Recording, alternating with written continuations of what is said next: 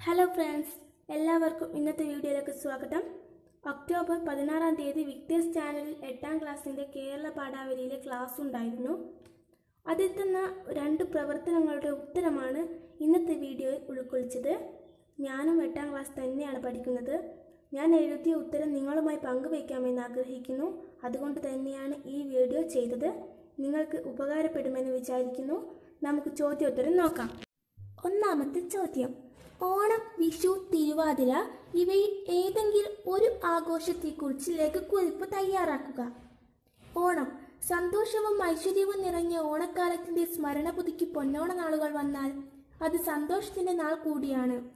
ഓണം എന്നും മനസ്സിലേക്ക് ഓടിയെത്തുന്ന മധുരം നിറഞ്ഞ ഒരു അനുഭവമാണ്. അതിന്റെ മാസ്മരികത വർണ്ണിക്കാൻ എളുപ്പമല്ല. മലയാളികളുടെ സംസ്ഥാനോത്സവമാണ് ഓണം. ലോകത്തിന്റെ നാനാഭാഗത്തുള്ള മലയാളികൾ ജാതി മതഭേദമന്യേ ഈ ഉത്സവം ആഘോഷിക്കുന്നു. ചിങ്ങമാസത്തിലെ അത്തം നക്ഷത്രം മുതൽ തുടങ്ങുന്ന ഓണാഘോഷം തിരുവോണം നാളിൽ പ്രാധാന്യത്തോടെ ആഘോഷിക്കുകയും ചതയ നാൾ വരെ നീണ്ടു നിൽക്കുകയും ചെയ്യുന്നു. ഒന്നിലധികം ഐതിഹ്യങ്ങളുള്ള ആഘോഷമാണ് ഓണം. ഇതിൽ പ്രധാന ഐതിഹ്യം മഹാബലിയുടെ തന്നെ. അസുര രാജാവും വിഷ്ണുഭക്തനുമായിരുന്ന പ്രഹ്ലാദന്റെ പേരക്കുട്ടിയായിരുന്നു മഹാബലി. ദേവന്മാരെ പോലും അസൂയപ്പെടുത്തുന്നത് ആയിരുന്നു മഹാബലിയുടെ ഭരണകാലം.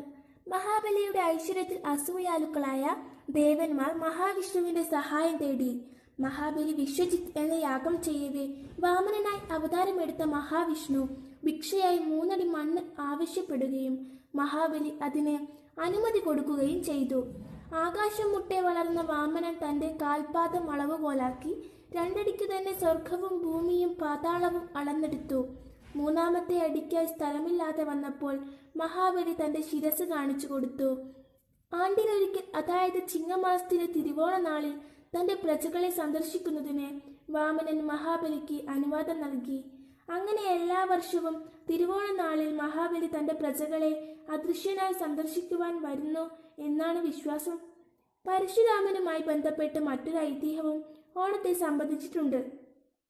വരുണനിൽ നിന്ന് കേരള ക്ഷേത്രത്തെ മോചിപ്പിച്ച് ബ്രാഹ്മണർക്ക് ദാനം നൽകിയ പരശുരാമൻ അവരുമായി പിണങ്ങി പിരിയുന്നു.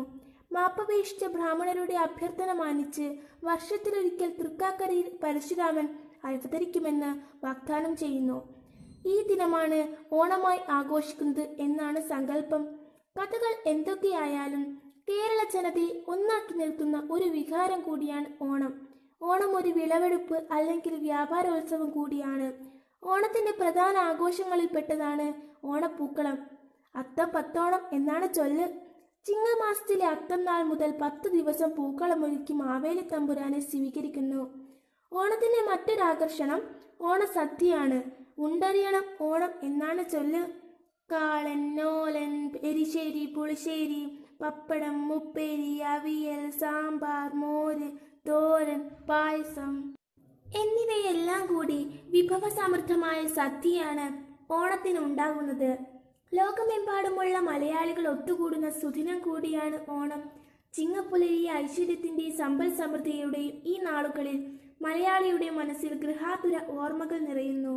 മലയാളികൾക്ക് ഓണം സ്മരണകളുടെ നാളുകളാണ്, ഒത്തുകൂടലിന്റെ ദിനങ്ങളാണ്. രണ്ടാമത്തെ ചോദ്യം: കേരളീയ സംസ്കാരത്തിൽ പൂക്കൾക്കുള്ള സ്ഥാനത്തെക്കുറിച്ച് നിങ്ങളുടെ നിരീക്ഷണങ്ങൾ എഴുതുക. ഉത്തരം: കേരളത്തിലെ കൃഷിവല കുടുംബങ്ങളിൽ എന്നും പൊന്നാണയങ്ങൾക്ക് പഞ്ഞമാണ്. ഈ അപൂർണതയ്ക്ക് ഒരു ഉപശാന്തി എന്ന പോലെ പ്രകൃതി വാരി വിതറുന്ന മറ്റൊരു പൊന്നാണയം ഇവിടെ സമൃദ്ധമായി വിളയുന്നുണ്ട്: പൂക്കൾ. ഈ നാടിന്റെ ഐശ്വര്യത്തിനും ആത്മോത്കർഷത്തിനും ഈ പുഷ്പസമ്പത്ത് കേരളീയ ജനത തികച്ചും ആസ്വദിച്ചു പോരുന്നുണ്ട് താനും. നടുമുറ്റത്തൊരു മുല്ലത്തറയില്ലാത്ത വീടുണ്ടായിരുന്നില്ല.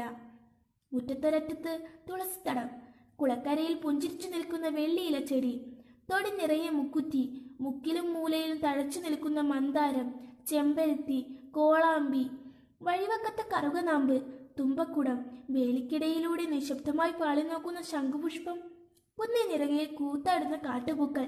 ഇങ്ങനെ ശബളാഭമായ ഒരു പൂപ്പാലികയാണ് കേരളം.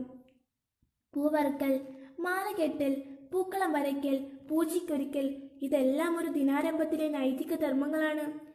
കുളിച്ച് കുറിയിട്ട് പുരിക്കുഴലിൽ പൂക്കൾ തിരികെ ദേവദർശനം കഴിച്ചെത്തുന്ന കേരളീയ വനിതകൾ ഈ നാടിൻ്റെ സാക്ഷാൽ ഗ്രാമലക്ഷ്മിമാരാണ്.